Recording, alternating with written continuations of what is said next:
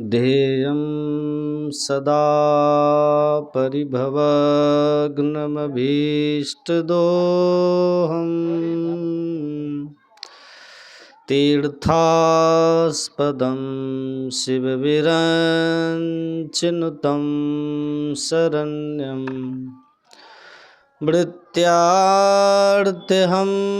प्रणतपालभवाब्धिपोतं वन्दे महापुरुषते चरणारविन्दम्। धन्य धन्य सद्गुरु सुखद महिमा कही न जाए, जो कुछ कहूँ तुम्हारी कृपा मोते कछु न बसाए। बोलिए श्री सद्गुरु महाराज की, श्री सद्गुरु महाराज, श्री सद्गुरु महाराज।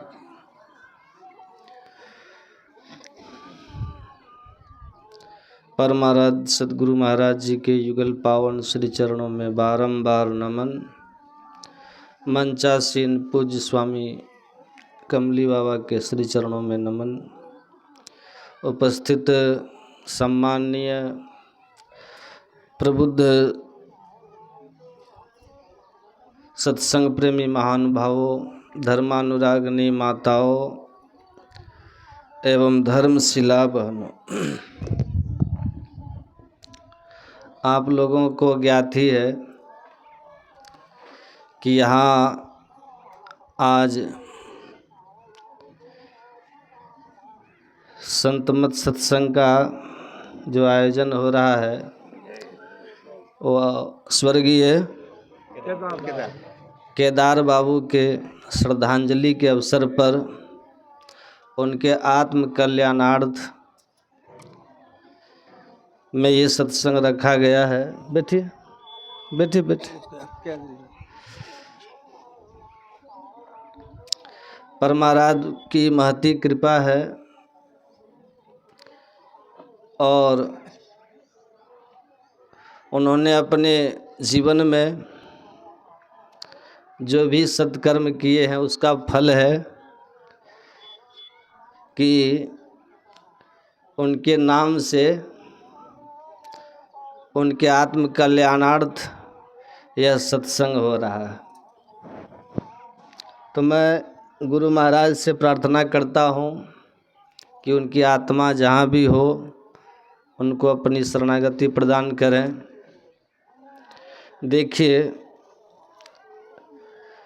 अंदर या बाहर किसी और आप प्रगति करेंगे तो अंदर की ओर रिद्धि सिद्धि प्रेरय बहु भाई, रिद्धि सिद्धि विघ्न बन करके आते हैं। तो बाहरी भौतिक उन्नति में संसार के बहुत से चीज़ें विघ्न बन करके आती है, लेकिन गुरु को सिर पर राखिए चलिए आज्ञा माही, कह कबीर ता दास को तीन लोक भय नाही। तो हमारी उनके लिए शुभकामना है, प्रार्थना है और परमाराध्य से प्रार्थना है। क्या नाम बताए? श्री केदार यादव जी, स्वर्गीय केदार बाबू को उनका कल्याण करते रहें। जिस भी जोनी में है अपनी शरण में रखें और उनके जो सुपुत्र हैं उनका गौतम जी, उनके पूरे परिवार के लिए मैं शुभकामना करता हूं कि उनके पिता के नाम से इसी तरह का मति गति सत्कर्म में इन लोगों की लगी रहे। महाराज पृथु के नाम पर हम इस धरती माँ को पृथ्वी के नाम से जानते हैं कि नहीं? ये जो पृथु हुए उनके नाम से हाँ ये पृथ्वी कहलाती है। तो राजा पृथु के राजभवन में आदि ऋषि सनत कुमार जी का आगमन हुआ और बड़े स्वागत आओ भगत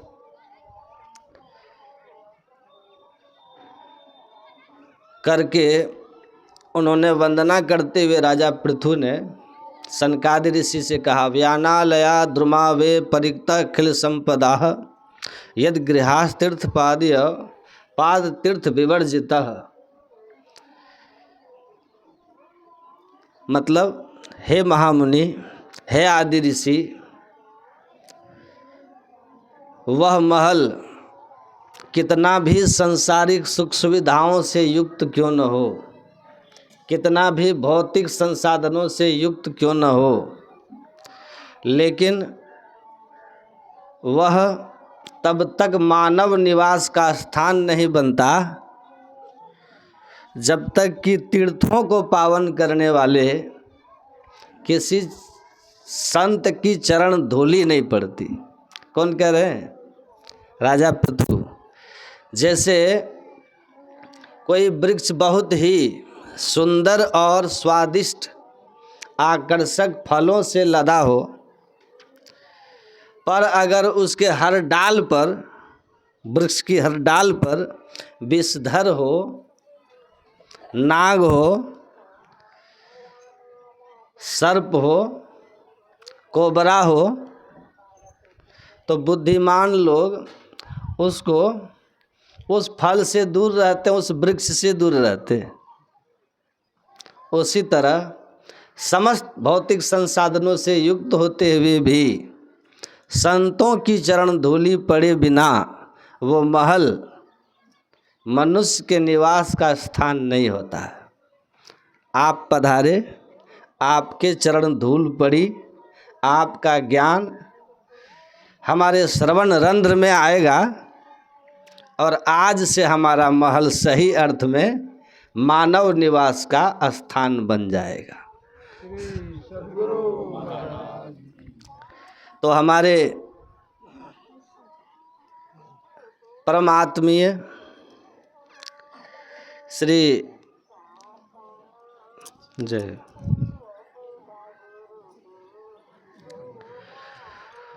तो उनके परिजनों ने यहाँ साधु महात्माओं को बुलाकर अपने पिता के कल्याणार्थ आप सब लोग यहाँ उपस्थित हुए हैं।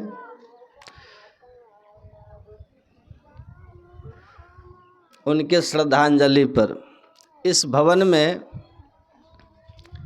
इनका निवास सुखमय, शांतिमय, आनंदमय हो और ये घर इनके भौतिक और आध्यात्मिक उन्नति का मार्ग प्रशस्त करे। संत मत से जुड़े, ऐसी हमारी शुभकामना है, ऐसी हमारी प्रार्थना है। बोलिए श्री सद्गुरु। हम लोग जानते हैं अपने देश में एक बहुत बड़े संत हुए। हम लोग जानते हैं उनका नाम था महर्षि रमन। जानते हैं ना? उनका संबंध दक्षिण भारत से है। महर्षि रमन ऐसे महान संत थे कि बोलते नहीं थे वो, बहुत कम। बाद में तो बिल्कुल ही मौन स्थिति में हो गए थे, लेकिन महिमा ऐसी उनकी थी कि बिना बोले भी उनके सानिध्य में कोई चला जाए तो उनका मन शांत हो जाता था और उनकी जिज्ञासाओं का समाधान हो जाता था। पॉल ब्रंटन थे, भारत आए थे संत की खोज करने, अपने जिज्ञासाओं के समाधान के लिए। पॉल ब्रंटन, क्या नाम था? पॉल ब्रंटन लौट के जा रहे थे, तभी अंतः प्रेरणा हुई कि पास में मणिपुर की पहाड़ी है, वहाँ एक संत हैं, चलें उनका दर्शन करें। उनके दर्शन से बिना बोले उनके सारे जिज्ञासाओं का समाधान हो गया। डॉक्टर राजेंद्र प्रसाद लिखे हैं कि मेरा मन जब कभी भी अशांत हो जाता था राजनीतिक उथल पुथल से, तो मैं क्या करता था, डॉक्टर राजेंद्र प्रसाद लिखते हैं, तो मैं सीधे रमन के आश्रम में चला जाता था। अब वो बोलते नहीं थे कुछ घंटे मैं उनके सानिध्य में रह करके एकदम शांत हो जाता था और नई ऊर्जा हमें प्राप्त हो जाता था और अपने दायित्वों के, अपने कर्तव्यों के, अपने ड्यूटीज़ के पुनः पालन करने का। तो ऐसे संत थे वे महर्षि रमन।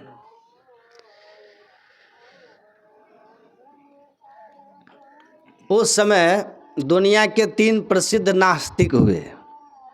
कौन कौन? आप लोग एक को तो सब जानते होंगे, चार्वाक जानते हैं ना, यावत जीवेत सुखम जीवेत ऋणम कृत्वा घृतम पिबेत। एक हुए फ्राइड, उस समय थे नीत्शे, फ्राइड, नीत्शे और चार्वाक। नीत्शे तो इतने जर्मनी के थे वो कि वो भगवान के मरने की बरसी मनाते थे पुण्यतिथि कि कोई ईश्वर अब संसार में नहीं है, मर गया, संसार ईश्वरहीन है। थोड़ा घुमा दीजिए। इसीलिए किसी परमात्मा में आप आस्था न रखें, बेवकूफ़ी है। तो वो उस लेवल के नास्तिक थे। अब फ्राइड के ही एक शिष्य थे कार्ल जुम्न। मत घुमाइए, रहने दीजिए, जैसे है वैसे रहने दीजिए, कोई दिक्कत नहीं। कार्ल जुम्न को महर्षि रमन की भूमिका जो उनके जीवनी छपी है ना, उनकी भूमिका कार्ल जुम्न ने लिखा है, जो कि महान नास्तिक, गुरु का महान नास्तिक शिष्य था कार्ल जुम्न। उनको जब लोगों ने कहा कि महर्षि रमन की जीवनी लिखो, तो कहा उसके कुछ साहित्य दो पढ़ने। पहले उनके साहित्य को जब पढ़ा तो कहा कि ये तो भगवान को मानने वाला है, भगवान की भक्ति का उपदेश करने वाले, सुख शांति का एकमात्र उपाय ईश्वर प्राप्ति बताते हैं, और जिस ईश्वर को हम मानते ही नहीं, तो इसका गुणगान मैं कैसे करूं, कैसे लिखूं। लेकिन एक बार मैं मिलूंगा ज़रूर, अगर मुझे लगा कि लिखना चाहिए तो मैं लिखूंगा। अब वो महर्षि रमन के पास आए। कार्ल जुम्न कुछ दिन रहे आश्रम में। कार्ल जुम्न को महर्षि रमन ने कुछ कहा नहीं, कुछ नहीं, लेकिन कार्ल जुम्न महर्षि रमन के सानिध्य में एकदम से परिवर्तित हो गए, मतलब बदल गए। और उन्होंने अपने गुरु फ्राइड को एक लेटर लिखा। उस लेटर में उन्होंने लिखा कि एक बार आप महर्षि रमन से मिलें, अपने गुरु को। हमारी नास्तिकता के जितने भी तर्क हैं, इस महान पुरुष के सार्वभौम व्यक्तित्व के सामने गिर गए।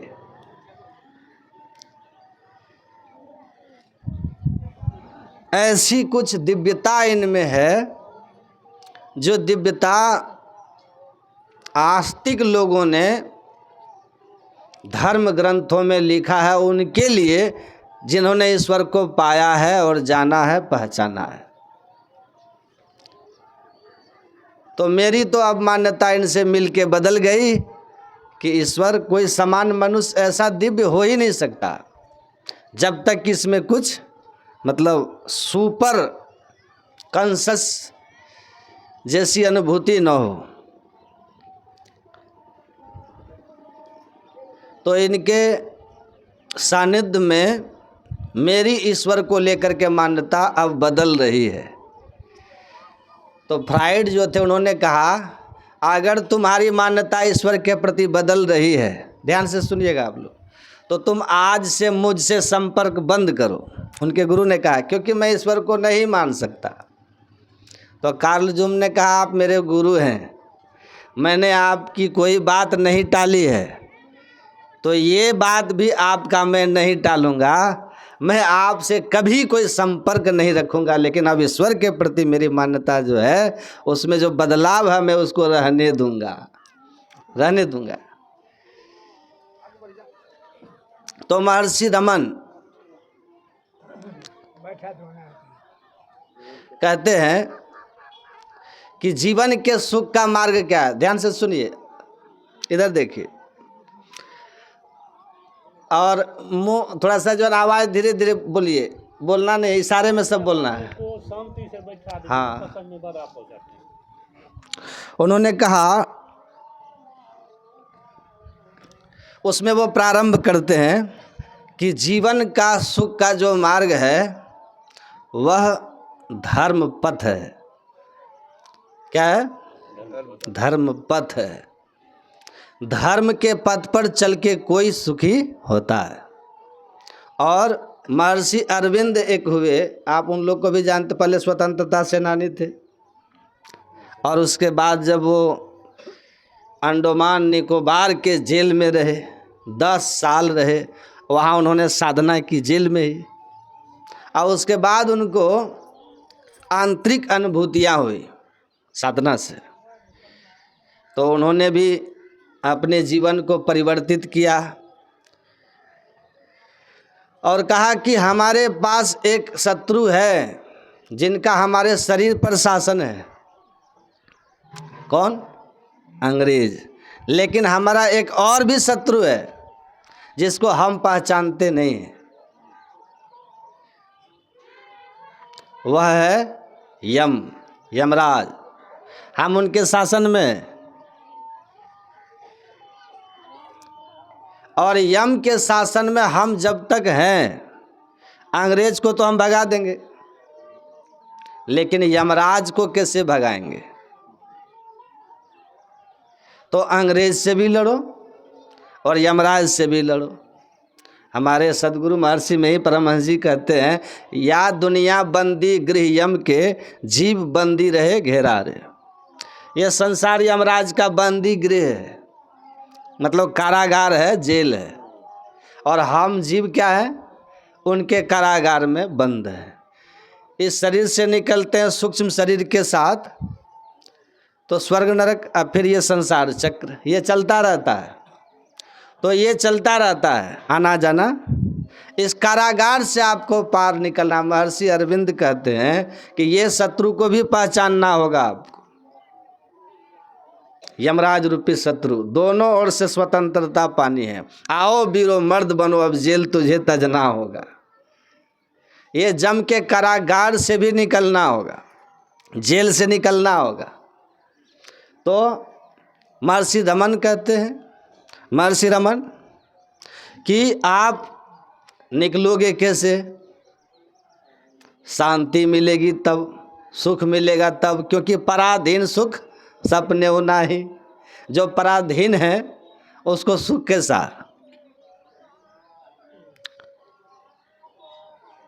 जो स्लेब है, गुलाम है, वो सुखी कैसा होगा? सुखी कैसे होंगे? नेपोलियन बोनापार्ट आप जानते हैं ना, सिपाही से जीवन यात्रा शुरू किए थे। अब फ्रांस के सम्राट अपने को घोषित किया, लेकिन जब वाटरलू में पकड़े गए तो उन्होंने क्या कहा? अंग्रेज कमांडर नील ने पूछा उनसे कि नेपोलियन, एक सिपाही से फ्रांस के सम्राट बनने तक की तुमने यात्रा कर ली,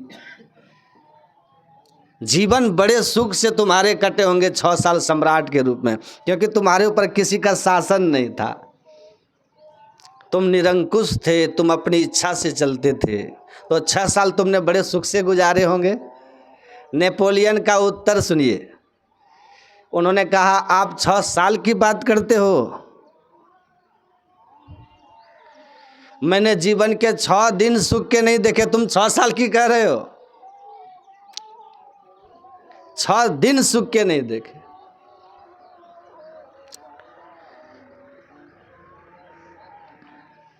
तो आदमी तो 3 P के पीछे भागता है। 3 P। सबसे पहला P प्रॉफिट, नहीं 3 P, दूसरा P पावर, और तीसरा P प्रॉफिट भी चाहिए, पावर भी चाहिए, और तीसरा पीस भी चाहिए। मतलब पैसा भी चाहते हैं, आमदनी बढ़ती रहे। अब पीस मतलब शांति, पावर हमारे पास रहे और जीवन में शांति रहे। ये 3 P के पीछे हम लोग भाग रहे हैं। नेपोलियन ऊंचाई पर पहुंच के कह रहा है,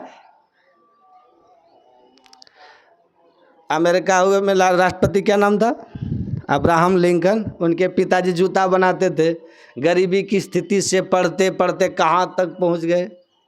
एक जूता के दुकान पर काम करते थे, कुर्सी पर बैठ के एक दिन वो पढ़ने लगा। मालिक उनके गया था कहाँ, दोपहर भोजन के लिए घर जो जाते हैं, लौट के आया तो देखा कि नौकर हमारे ही चेयर पे बैठ के न्यूज़पेपर पढ़ रहा है। ईगो हर्ट हुआ उनको, नौकर मेरी कुर्सी पर क्या किया, कस के कुर्सी पर ही एक लात मार दिया और वो गिरा। कहा मेरी कुर्सी पे बैठ के, मेरे चेयर पे बैठ के न्यूज़पेपर पढ़ रहे हो, पढ़ के तो लगता है तुम अमेरिका के प्रेसिडेंट बन जाओगे। लिंकन उठ के चल दिया। मालिक ने कहा कहाँ जा रहे हो, कहा अभी अभी जो आपने कहा ना कि पढ़ के तो प्रेसिडेंट ऑफ अमेरिका, तो मैं वही बनने जा रहा हूँ। चला गया, पढ़ा, किसी तरह से। आप जानते हैं कि 7 बार चुनाव हारने के बाद सीधा प्रेसिडेंट ऑफ अमेरिका बने, और अमेरिका के सबसे सफल प्रेसिडेंट माने जाते हैं। ये डेमोक्रेसी का आधुनिक परिभाषा उन्होंने दी। यद्यपि डेमोक्रेसी भारत के उत्पत्ति हुई, जिसका हम जानते हैं कि इतिहास में बिहार के वैशाली लोकतंत्र की जननी मानते हैं। और कालिदास जी ने भी लिखा है ना, कालिदास अपने अभिज्ञान शाकुंतलम में जब शकुंतला उनसे मिलने जाती है और कहती है कि राजा से मिलना है, तो उसने वहाँ पर लोकतंत्र का उपयोग किया है कि लोकतंत्र में राजा से कभी प्रजा मिल सकती है। तो लोकतंत्र का आधुनिक परिभाषा उन्होंने दी थी, लेकिन इसकी उत्पत्ति इसी देश से हुई थी। और सनातन धर्म की तो महिमा ऐसी है कि इसके धर्म में ही लोकतंत्र है, नहीं है, धर्म में ही लोकतंत्र है। आप किसी भी धर्म में अपने धर्म के श्लोकों पर, धर्म में लिखित बातों पर कोई तर्क वितर्क नहीं करते, कर भी नहीं सकते आप, आपको मानना पड़ेगा। लेकिन हमारे यहाँ क्या है, सारे वेद का जो मुख्य अंश है वेदांत, वेदांत नाम उपनिषद प्रमाणम, जिनका उपनिषदों में प्रमाण है, वो सारे गुरु अपने शिष्यों के साथ डिस्कस कर रहे हैं कि ऐसा क्यों, ऐसा क्यों। उनके बीच तर्क चल रहा है और उन तर्कों का एक खंडन करता है, दूसरा उस पक्ष को प्रमाणित कर रहा है, प्रूव कर रहा है, और अंततः गुरु प्रूव कर देते हैं और तब उसकी मान्यता हो जाती है। धर्म शास्त्रार्थ कभी और दूसरे धर्म में सुने आप लोग कि शास्त्रार्थ हुआ हो दूसरे धर्म में? सुने आप लोग? बाइबिल पर शास्त्रार्थ हुआ हो, कुरान पे शास्त्रार्थ हुआ हो, सुने हैं? लेकिन वेद पर शास्त्रार्थ है मंडन मिश्र के साथ में शंकराचार्य का, और शंकराचार्य आदि गुरु शंकराचार्य घूम घूम के शास्त्रार्थ किए हैं, और उन सबसे किए हैं जो लोग सनातनी थे। और इसीलिए जो खुला हुआ होता है ना, वो पानी गंदा नहीं होता है, पवित्र रहता है। मानते हैं कि नहीं? तो मैं कह रहा था कि हमारे धर्म ग्रंथ में महर्षि अरविंद हैं, एक संत हैं हमारे देश के। उन्होंने जब ये ज्ञान हुआ उनको, तो उन्होंने कहा कि शत्रु से भी आपको निकलना है, जम के शासन से बाहर जाना है। मैं इब्राहिम लिंकन की बात कर रहा, थोड़ा कर देते। वो राष्ट्रपति बने, राष्ट्रपति बनने के बाद दोबारा चुनाव जीते और राष्ट्रपति रहते ही उनकी हत्या हो गई। तो उनके ड्रॉ से एक डायरी मिली। उस डायरी में उन्होंने एक जगह लिखा है, अपने राष्ट्रपति भवन में बैठे बैठे अपने जीवन के उस दिन को याद करते हुए लिखा। आप देखिएगा, उनसे एक पत्रकार पूछा है कि आप अगली बार अमेरिका का राष्ट्रपति बनना चाहेंगे? तब ऐसा नियम नहीं था कि कोई अमेरिका में 3 बार राष्ट्रपति नहीं बन सकता। वो अपने देश की तरफ फ्री था वहाँ उस समय। तो लिंकन से पूछा कि क्या आप तीसरी बार राष्ट्रपति बनना चाहेंगे, प्रेसिडेंट ऑफ अमेरिका बनना चाहेंगे? तो लिंकन ने कहा था, I have no more time to waste. अब बर्बाद करने के लिए समय मेरे पास नहीं है, बहुत कर लिया। और अपने उस दिन को याद किया कि जब मालिक ने उनको एक लात मार करके कहा था कि पढ़ करके तो प्रेसिडेंट ऑफ अमेरिका बन जाएगा। और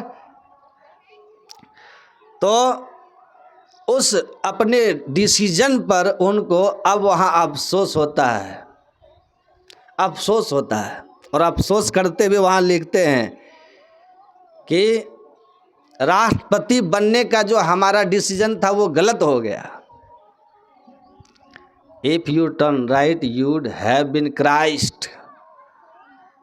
तुम अगर सही दिशा में मुड़े होते, सही निर्णय लिए होते, तो तुम क्राइस्ट हो जाते। मतलब ईश्वर के पुत्र हो जाते और ईसा की तरह तुम उस अवस्था में पहुंच जाते जहां जाकर के कहते, I and my father both are one. मैं और मेरे परम पिता दोनों एक हैं। जैसा हमारे यहाँ है ना, अहम ब्रह्मास्मि, मैं ब्रह्म हूँ, का गलत हो गया।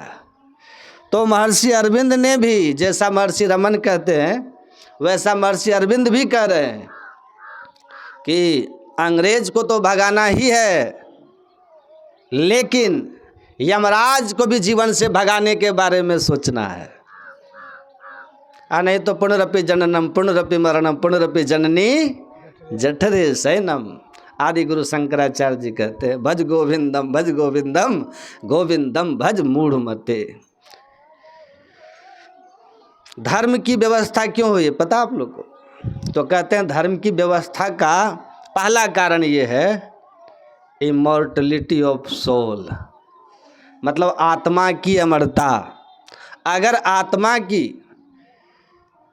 अमरता नहीं होती, केवल शरीर तक ही जीवन होता, तो फिर चार्वाक सही होते। चार्वाक क्या कहते हैं? यावत जीवेत सुखम जीवेत ऋणम कृत्वा घृतम पिबेत भस्मीभूत शरीरस्य पुनरागमन कुतो भवेत। न स्वर्गो न अपवर्गो न आत्मा पारलौकिकः। तब चार्वाक ठीक है, न स्वर्ग है, न अपवर्ग है, न आत्मा है, न परमात्मा है, न परलोक। इसलिए जब तक जियो सुख से जियो। और सुख से जीने के लिए क्या करो? ऋण लोन लेकर के भी घी पियो। लेकिन इन्होंने घी पीने की जो बात कही है ना, थोड़ा सा समझ लीजिए। घी पीने की जो बात कही है वो वास्तव में घी नहीं है। ऋण लेकर के घी पियो नहीं है, यहाँ पर लिख दिया घी। क्योंकि आगे जो उनका श्लोक है ना, उसमें उन्होंने लिखा है पित्वा पित्वा पुनः पित्वा पित्वा पित्वा पुनः पित्वा यावत पतंती न भूतले। पियो पियो तब तक पियो जब तक कि जमीन पे न गिर जाओ। तो घी पी करके कौन जमीन पे गिरता है? गिरता है? शराब पी के गिरते हैं लोग। तो चार्वाक ठीक है, अगर आत्मा नहीं है। लेकिन महर्षि अरविंद यहाँ क्या कहते हैं कि आत्मा की अमरता पहला वो कारण है, रीजन है कि ऋषियों ने, महर्षियों ने, संतों ने धर्म की व्यवस्था की क्योंकि आप एक ही जीवन के लिए सुख नहीं चाहते हैं कि अभी मैं सुख से रहूं और इसके बाद हम नरक में चला जाऊं, दुख में चला जाऊं, कीट पतंग नीच जोनियों में चला जाऊं। चाहते हैं हम लोग? आप ऐसा नहीं चाहते। इसीलिए आप चाहते हैं कि यहाँ भी सुखी रहें, आप परलोक में भी सुखी रहें। तो इसलिए आत्मा की अमरता है, ये जीवन का अंत नहीं है। आत्मा, death is not the end of life but it is the beginning of new life and that new life completely depends on action perform as human on earth. The direction of action decides the hell और heaven in the world beyond. कहते हैं मृत्यु जीवन का अंत नहीं है, एक नए जीवन की शुरुआत है। और वो नया जीवन पूरी तरह इस बात पर निर्भर करता है कि इस मनुष्य शरीर में रहने वाली आत्मा ने, जीव ने किस तरह का कर्म किया था। उसके कर्म की दिशा उसके परलोक का दशा तय कर देती है, सुख या दुख। तो धर्म इसीलिए पहली बात आत्मा की अमरता और दूसरी बात कर्म और उसका फल। एक रीजन एंड काउजेशन, कर्म और उसका फल। कर भला होवे भला करके भलाई देख लो, कर बुरा होवे बुरा करके बुराई देख लो। तो इसीलिए वो कहते हैं कि ये कारण है जो धर्म की व्यवस्था। हम सुख चाहते हैं लोक में, हम सुख चाहते हैं परलोक में, हम दुख चाहते ही नहीं है। तो क्या करें? तो उसका रास्ता क्या है? धर्म है।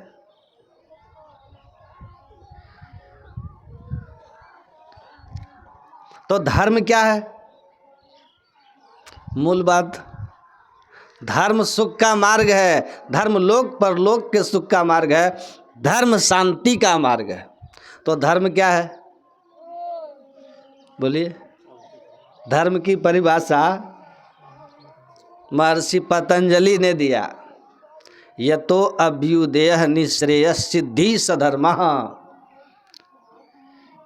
महर्षि पतंजलि कहते हैं कि उस कर्म को धर्म कहते हैं। किसको? किस कर्म को?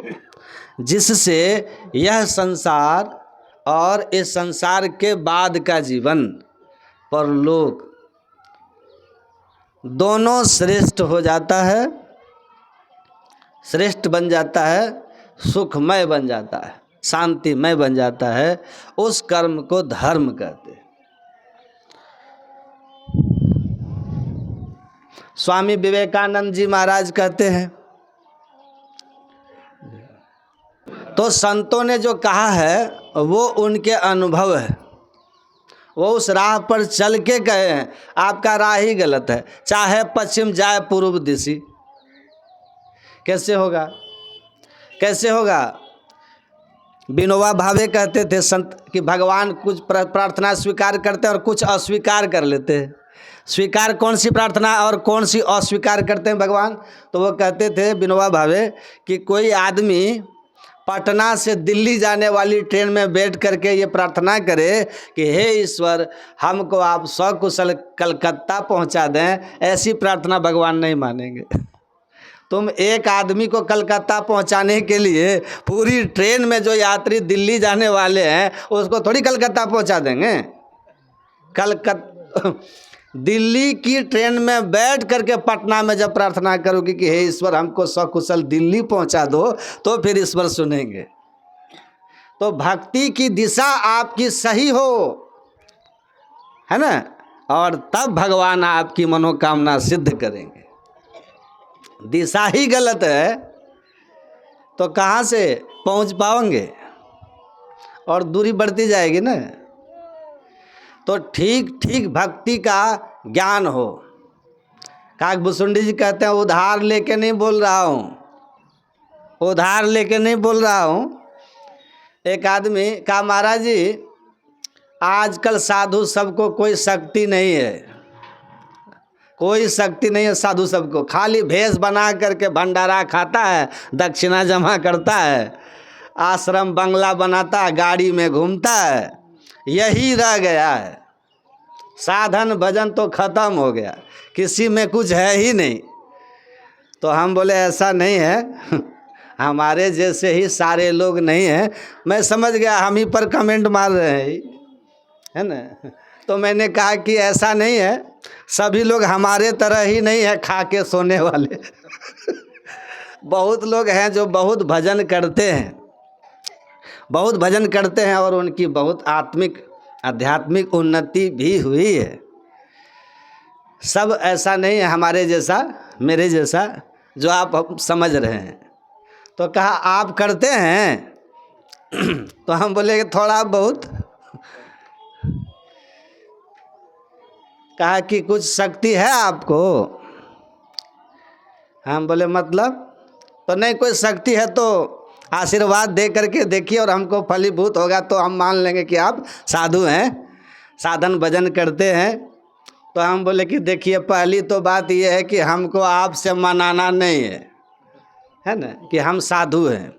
चोर चमार चंडाल कहे, कोई कहे हरि भक्त है भाई, कोई कहे ये तो नारी लुभानो, कोई कहे माया रति आई, निंद करता से निंदा कराई, स्तुति को न मनाओ न जाई, जो हम है हरि जानत हैं, अब ऋण दिवस उनके गुण गाई।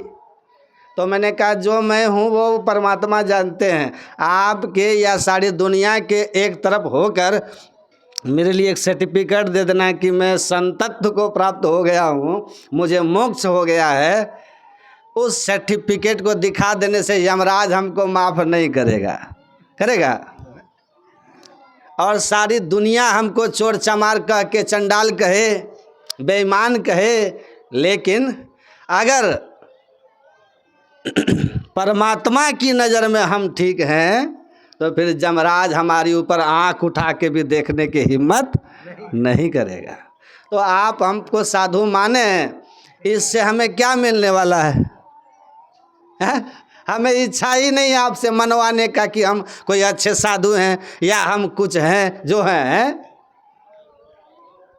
तो कहा फिर भी साधु महात्मा को लोगों में श्रद्धा पैदा करने के लिए कभी कभी चमत्कार तो करना ही चाहिए, तब ना श्रद्धा जमेगी। तो कुछ आशीर्वाद दीजिए, बिजनेस व्यापार बढ़ जाए तब ना। हम बोले देखिए साधना को आप नहीं जानते हैं। अभी साधना जब साधक शुरू करता है तो प्रारंभ में उसको श्राप देने की शक्ति आती है, श्राप देने की क्षमता आ जाती है। आज जो श्राप देगा वही लग जाता है। तो अभी हम में जो है ना श्राप देने वाली शक्ति है। आप बोलिए बिजनेस चौपट कर दें आपका, दोनों टांग से अपाहिज कर दें, एक आंख फोड़ दें, बोलिए इसमें कौन सा आपको श्राप लेके हमारी शक्ति आजमानी है? बोलिए। पक्का आपको हम जो है ना 15 दिन के अंदर न रोड पे ला दिए, टांग नहीं तोड़वा दिए, आंख न फोड़वा दिए तो कहिएगा। जैसे हम बोले कि श्राप की शक्ति है, बोलिए अब आपको श्रद्धे पैदा करना है तो कर दें। कहा कि सुनिए महाराज जी, हमको श्रद्धा उर्धा पैदा नहीं करना है। हमको श्रद्धा पैदा नहीं करना है। सड़क पर आके आप आँख फोड़वा के टांग तोड़वा के श्रद्धा नहीं चाहिए हमको। तो हम बोले तो और ऊंचा दर्जे का साधक खोजिएगा, हम तो अभी शराब पे भर ठीक ठाक है, समझे कि नहीं? तो चुप हो गया। हम बोले बताइए, अब हम इसको श्रद्धा पैदा करने के लिए, मान लो मैं खैर मैं उस लेवल पर नहीं हूँ, अगर किसी को है भी तो आपकी श्रद्धा पैदा करने के लिए राह चलते वो आपको अरबपति बनाएगा? साधु का यही काम है। तो भजन जो करता है उसको अनुभव होता है, और जो अनुभव करता है, कहा जाता है जिन पाया तिन छिपाया, उसको कहने की मनाही दीक्षा के समय ही दी जाती है कि आप श्राप नहीं दीजिएगा, कहा जाता है ना। भजन ध्यान करने से जो आपको शक्ति होगी उसका उपयोग आप बुरे कार्य में नहीं खर्च करेंगे, मतलब श्राप नहीं देंगे। तो और ना ही अपने अनुभव किसी को बताएंगे और ना ही प्रदर्शन करेंगे, कहा जाता ना। तो संत लोग अनुभव किए, अनुभव है। काग भुसुंडी को अनुभव है, कबीरा हम जानिया, जब जानिया तब मन मानिया। लोग ना पतिजे तो क्या कीजिए, कबीर साहब कहते हैं लोग नहीं पतियाए उसमें हम क्या कर सकते हैं, लेकिन जो मैं कह रहा हूँ वो मैं जाना हूँ। निज नैना देखी हिया आँखी, तस तस तुलसी कह कह भाखी। कहते हैं अंतर दृष्टि से देखा, आत्मदृष्टि से देखा हूँ मैं। ईश्वर की प्राप्ति, ईश्वर हैं प्रकृति के कण कण को भर के, प्रकृति से परे अनंत हो करके सब में सब जगह। कि जब कोई सोता है तब भी उसके धड़कन, हृदय और शरीर के जितने भी इंटरनल पार्ट हैं, भोजन पचाने वाले, रक्त संचार करने वाले, किडनी, हार्ट, लीवर, ये सब के सब काम करते। इसलिए कितनी भी गहरी नींद में संपूर्ण शरीर को पूर्ण रेस्ट नहीं मिलता है, लेकिन जो ध्यान में चेतन अवचेतन मन को पार कर जाता है, कहने का भाव यह है, जो स्थूल शरीर में फैली हुई अपनी चेतना को समेट करके और एक गुपुत मत सबहि कहाँ कर जोड़, शंकर भजन बिना नर भक्ति न पावहि मोर। ये जो असली भजन भेद है ना, यही है, यही वास्तविक दीक्षा है। हमारे गुरुदेव ने कहा एक मंत्र का जप और एक रूप का ध्यान, ये आप कहीं भी सीख लीजिएगा, लेकिन ये जो गुप्त मत है ना, और वो एक गुप्त मत, ईड़ा पिंगला ऊपर पहुँचे सुखमन पाठ उघारा, भयाजी हरिरस पी मतवारा।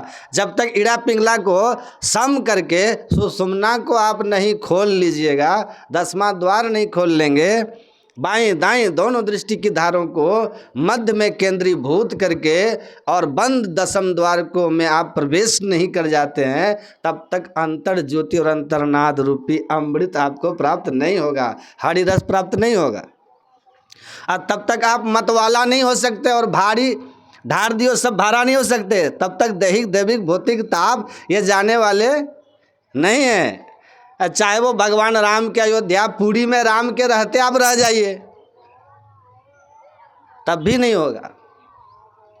इस साधना की विधि से उस सर्वव्यापी राम की ओर जब आप चलिएगा, हृदय स्थित परमात्मा श्री राम की ओर जब आप चलिएगा, सब में रमन करने वाले उस राम की तरफ जब आप बढ़िएगा, माया मंडल से ऊपर होने के लिए चेतना का सिमटाव करके एक बिंदुता की प्राप्ति से जब आप ऊपर उठने लगेंगे, तब राम परमात्मा के राज्य में बढ़ने लगेंगे और तब हरि रस आपको प्राप्त होगा और मतवाला हो जाएंगे।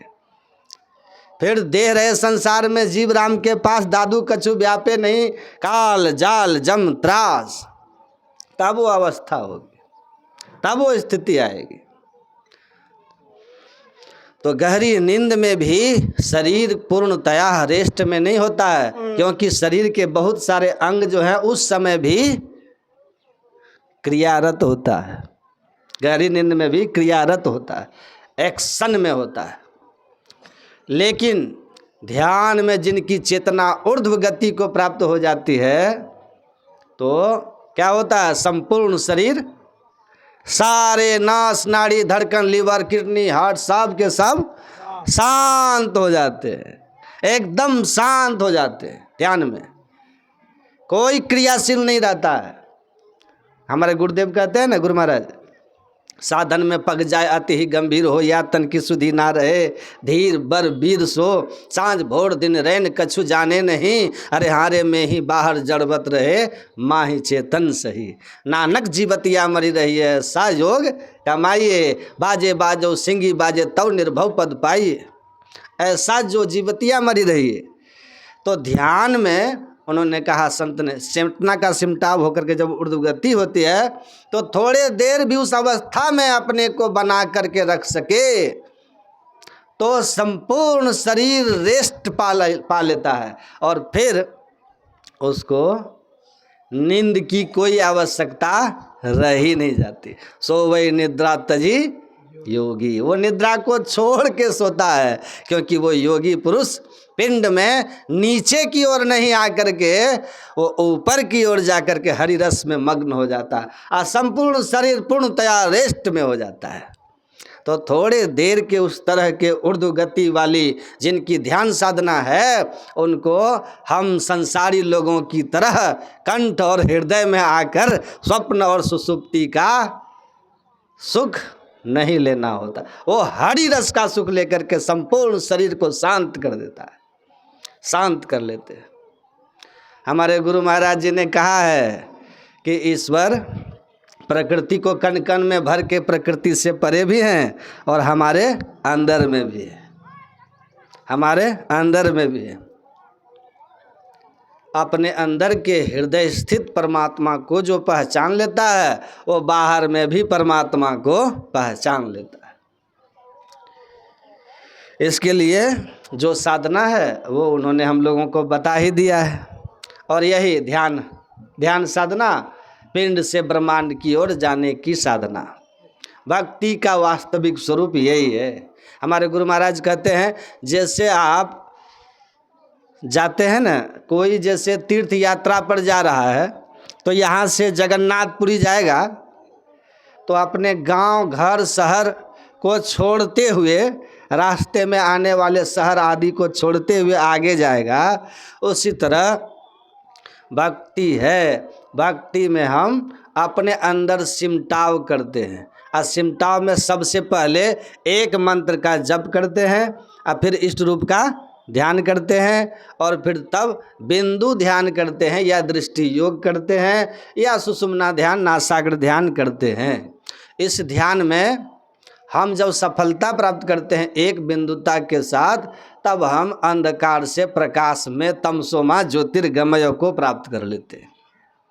तो अंधकार को छोड़ के हम प्रकाश में चले गए दृष्टि योग की साधना से, और तब नाद योग की साधना से हम प्रकाश को भी पार करते हैं, शब्द जड़ात्मिका शब्द मंडल को भी पार करते हैं, कैवल्य मंडल में जाकर के सार शब्द को प्राप्त करते हैं। आत्मज्ञान होता है, अपनी पहचान होती है। मैं शरीर नहीं हूँ, इंद्रियां नहीं हूँ, मन बुद्धि चित्त अहंकार नहीं हूँ, मैं शुद्ध बुद्ध आत्मा हूँ। मैं कौन हूँ का ज्ञान हो जाता है। ना हम मनुष्यो न देव यक्षो, न ब्राह्मण क्षत्रिय, न वैश्य शूद्रो, न ब्रह्मचारी, न गृही बनस्थो, भिक्षुर न चाहम निज बोध रूप, निज बोध रूप, निज बोध रूप। ना ब्राह्मण न शेख न सैयद, ना ब्राह्मण न शूद्र न सैयद शेख है। हम तुमको ना ही बोलता एक है, दूजा कोई ना ही याही तहकीक है। अरे हारे पलटू लाख बात की बात कहा हम ठीक है। तो उस अवस्था में हम अपने वास्तविक स्वरूप का ज्ञान कर पाते हैं। चेतन अमल सहज सुख राशि, और उसी सार ध्वनि के साथ उस चेतन मंडल को भी पार करके परमात्मा के साथ एक मेक हो जाते हैं। जहाँ हमारे गुरु महाराज कहते हैं, सार शब्द ध्वनि संग सुरत हो अकह में लीनी, अध्वनि अशब्द अनाम परम पद गत की भीनी, द्वंद्व द्वैत सो रहित सो प्रभु पद पाई के, अरे हारे में ही सुरत न लोटई बहुरी न जन्मई आई के। तो ये साधना की 4 विधियां हैं, और इन 4 विधियों के द्वारा जो ईश्वर की भक्ति इस तरह से करेंगे, जैसा हमारे गुरु महाराज जी कहे, हमारे गुरु महाराज कहते हैं संत मत नगद सौदा है। नगद सौदा, जैसे आप दुकान में जाते हैं, पैसा दिए सौदा लिए, वैसे ये संत मत है। सदाचार का पालन करके ध्यान साधना में समय लगाना, ये दाम देना है, पैसा चुकाना है। सदाचार का पालन करते हुए ध्यान में समय देना, ये दाम चुकाना है, पैसा देना है। और ऐसा जो करेंगे, कुछ ही दिनों के बाद उनको आंतरिक अनुभूति होना शुरू हो जाएगा। ये सौदा लेना है। गुरु महाराज जी ने दावे के साथ कहा, मेरी उम्र देखिए 85 साल की है, इतने दिनों तक मैंने किया ही क्या? सत्संग, स्वाध्याय और ध्यान। इतने दिनों में मुझे कुछ न मिला, ऐसा मानने योग्य नहीं है। मैं नहीं कहता हूँ मैं कबीर और नानक के बराबर हो गया हूँ, लेकिन हाँ, मैं आपसे कहता हूँ कि मुझे पहला कदम ठीक ठीक ज्ञात है। इस पहले कदम में इतना सुख है कि जिसका वर्णन नहीं किया जा सकता। आप भी सदाचार में रहकर नियम से त्रैकाल संध्या वंदन समय लगा करके करोगे तो आपको भी ये कदम ज्ञात होगा और आप भी इस सुख को जान पाओगे। अगर नहीं हुआ ऐसा जैसा मैं कह रहा हूँ तब का नाम ही दास झूठ बोलता है। करके देखो, करके देखो। काक भुसुंडी जी कहते हैं अनुभव जो स्वयं से जाना गया है, जो साधना के अंतिम अवस्था में कैवल्य दशा में जाकर के पहचाना गया हो, वो अनुभव है। आपने सुना, ये श्रवण ज्ञान है। आपने इस पर चिंतन मनन किया, वो विचार किया, वो मनन ज्ञान है। और उसके बाद गुरु से युक्ति लेकर के जब आप साधना करने लगते हैं और साधना में आप धीरे धीरे माया मंडलों को पार करते हैं और जैसे जैसे अंतर में सिमटाव होकर ऊपर की ओर आपका चलना होता है, ये साधना काल का जो ज्ञान है उसको निधिध्यासन ज्ञान कहते हैं। और जब परमात्मा की साक्षात्कार हो जाता है उसको अनुभव ज्ञान कहते हैं। काक भुसुंडी जी कहते हैं ये मेरा अनुभव ज्ञान है।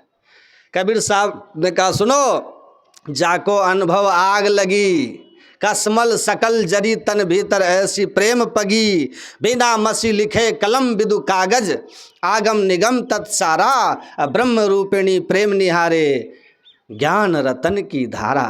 कबीर साहब कहते हैं ना, जिसको अनुभव की आग लग गई ना, अनुभव की अग्नि जब जलती है तो महाप्रलय काल की अग्नि की तरह अनुभव की अग्नि मनुष्य के अंदर के सारे विकार और माया के तीनों पर्दों को जला के भस्म कर देता है। और तब जैसे एकदम से परमात्मा प्रकट और अप्रत्यक्ष हो जाते हैं, उनसे परमात्मा छिपे नहीं रह जाते हैं, वो परमात्मा ही हो जाते हैं। एक संत हुए बुल्ला साहब, वो कहते हैं रांझा रांझा कहते कहते आपे रांझा होई, मैं रांझे बिच मुझ बिच रांझा और न आँखों कोई। वो कहते हैं परमात्मा को जपते जपते एक स्थिति आई, परमात्मा को भजते भजते एक अवस्था आई जब हम परमात्मा ही हो गए। हमारे अंदर परमात्मा, हम परमात्मा के अंदर, हम प्रभु प्रभु हम एक ही हो गया, दूसरा कोई रहा ही नहीं। द्वैतता बिल्कुल समाप्त हो गई। अब तो मैं और परमात्मा एक ही एक हो गए और संपूर्ण सचराचर जगत, ओम ईशावास्मिदं सर्वम यत्किंच जगत्यां जगत, संपूर्ण सचराचर जगत में परमात्मा के प्रत्यक्षता हो गई। तो साधना और भक्ति से ये सुख होता है। संत अनुभव करके कहते हैं, संतों ने अनुभव किया, में ही जो अनुभव ज्ञान हो तो अनुमान क्या करे। साधना की विधि लेकर के आप अगर सही से साधना कीजिएगा तो थोड़ा बहुत भी जप करते करते अगर आप इतना अपने को जप में स्थिर कर लिए हैं कि आप और जप दोनों कुछ काल भी बना रहे तो वो भीतर बहुत शांति की अनुभूति होती है। त्रायते मनः इति मंत्र, सदगुरु की सदयुक्ति से जपना है, माला नहीं फेरना है। मंत्र मध्यस्थितो मनः, मन मध्यस्थितो मंत्र, मन और मंत्र एक दूसरे में घुल मिल जाए, मंत्र रहे और आप रहें, जप रहे और आप रहें, ऐसा कुछ काल के लिए भी होगा तो भीतर में बहुत शांति मिलेगी। अल्प ठहराव धारणा भी अगर होने लगी तो आपको बहुत सुखद अनुभूति होगी। और तब आप नहीं कहिएगा कि 20 साल हो गया बाबा कुछ भी नहीं हुआ। कुछ भी नहीं हुआ तो या तो दीक्षा लेके सो रहे हैं, है ना, या फिर दीक्षा ही आपने गलत लिया है। संत मत की दीक्षा को समझ के कुछ दिन साधन करोगे, आपके जीवन में परिवर्तन जरूर होगा। ये तो संत का भगवंत की गारंटी है। इस साधना विधि से साधना करो तो भगवान कृष्ण की गारंटी है। ये नेताओं की चुनाव में बहुत पार्टी की गारंटी चलती है, नहीं चलती है, ये कर देंगे तो वो कर देंगे। अब उनकी गारंटी क्या है वो हम नहीं जानते हैं, आप लोग समझते ही होंगे। 100 बोल के लोग 10 करते हैं, 90 तो फेले हो जाते हैं। लेकिन परमात्मा की जो गारंटी है वो 100% गारंटी है। भगवान कृष्ण कह रहे हैं गीता में कि गारंटी लोगे, गारंटी दे रहा हूँ तुमको। गुरु महाराज भी कहे कि मैं गारंटी के साथ कहता हूँ जो नियम से सत्संग और ध्यान करेंगे उनको भोजन वस्त्र आवास की कभी कमी नहीं होगी, कभी कमी नहीं होगी। नियम से करोगे तो कभी कमी नहीं होगी। 3 बार कहा, और ये बात हमारे गुरु महाराज जी ने नेपाल सुंघा कुटी के प्रवचन में बोले। 3 बार कहता हूँ, गुरु महाराज कहते हैं कभी कमी नहीं होगी, कभी कमी नहीं होगी, कभी कमी नहीं होगी, गारंटी। भगवान कृष्ण कहते हैं इस भजन का, इस भक्ति के विधि को ठीक ठीक जान के करोगे ना, ये सुषुम्ना जिसमें प्रविष्ट करके और ज्योति नाद पाया जाता है, और जिससे माइक मंडल को छोड़ करके परमात्मा से एकता होती है, जो नवधा भक्ति में क्रम क्रम से कहते हुए भगवान 6ठी और 7वीं भक्ति में बिंदु नाद की साधना और इंद्रिय दमन और मनोनिग्रह की साधना बताए हैं। यही है बिंदु नाद। उसके पहले मंत्र का जाप है 5वीं भक्ति में। तो भगवान कहते हैं कि करो ठीक से। नेहा विक्रम नास्वस्ति प्रत्यवायुर्न विद्यते स्वल्पम अभ्यस्य धर्मस्य त्रायते महतो भयात। भगवान ने कहा थोड़ा थोड़ा भी जो ध्यान योग करेंगे ना, ध्यान योग का अभ्यास थोड़ा बहुत भी करेंगे तो पहली गारंटी ये है कि मनुष्य शरीर से नहीं गिरोगे। और दूसरी गारंटी कि जितना भजन करके आप संस्कार जमा करके भजन धन जमा करके शरीर त्यागे हैं, पुनर्जन्म होगा उतना भजन धन साथ लेके आइएगा। अभी तो करोड़पति बन गए हैं, अब मरिएगा, पूर्व जन्म का कोई कर्म फल प्रकट हो गया तो भिखमंगा घर में जन्म ले लीजिएगा, और नहीं तो बस पशु पक्षी योनि में भी जा सकते हैं। अर्जित धन संपत्ति 1 पैसा लेके न गए न लेके आइएगा। लेकिन भगवान कहते हैं कि नेहा विक्रम नास्वस्ति भक्ति बीज दिन से नहीं, जितना अर्जित करे हैं उतना लेके जाइएगा। आप पुनर्जन्म अगर होगा तो उतना लेकर के आइएगा, आप फिर उसी पूंजी से भजन ध्यान शुरू कर दीजिएगा। वो पूंजी फिर आएगा, फिर वहाँ से ऊपर जाइएगा, वो पूंजी घटेगी नहीं। दिन दिन बढ़त सवाई राम धन कबहू न लागे काई। तो ज्ञान विवेक नयन उर्गारी, भाव सहित खोजे जो प्राणी, पाव भगति मन सब सुख खानी। सब ग्रंथ हैं पावन पर्वत वेद पुराना पर्वत की तरह हैं, उसमें परमात्मा की भक्ति की जो है अनेक खाने हैं। लेकिन जब तक उस खान को खोदने के लिए मर्मी सज्जन नहीं मिला हो, भेदिया नहीं मिला हो, गुरु दयाल दया करी दिए भेद बताई, दयाल सदगुरु नहीं मिले भेद बताने वाले भक्ति की, तब तक राम भक्ति रूपी चिंता मनी आपके हाथ में नहीं आएगा। चिंता फिकर जीवन से नहीं जाएगा।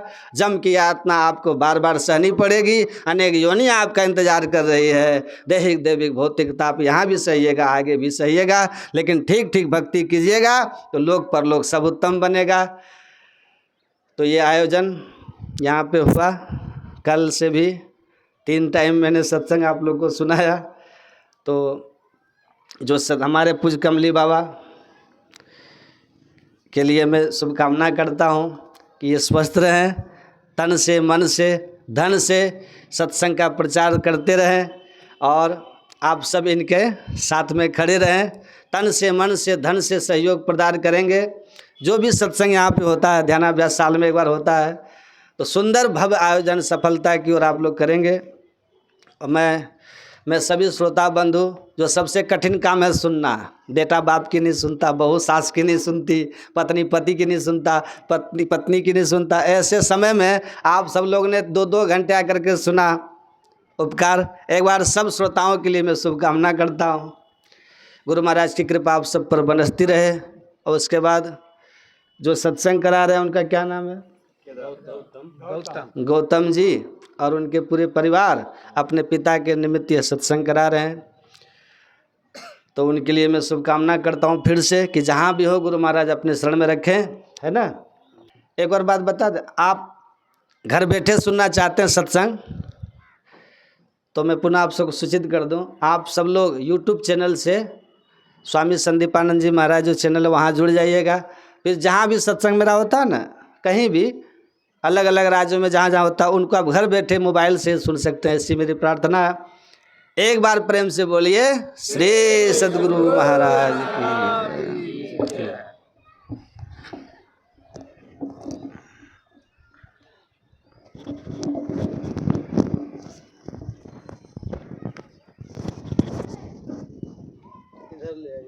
श्री सदगुरु महाराज की जय। श्री सदगुरु महाराज की जय। श्री सदगुरु महाराज की जय। जिस तरह हम सब लोग सावन के महीना से जो शुरू किया है ना सत्संग, इतना सुंदर से चल रहा है ना, प्रतिदिन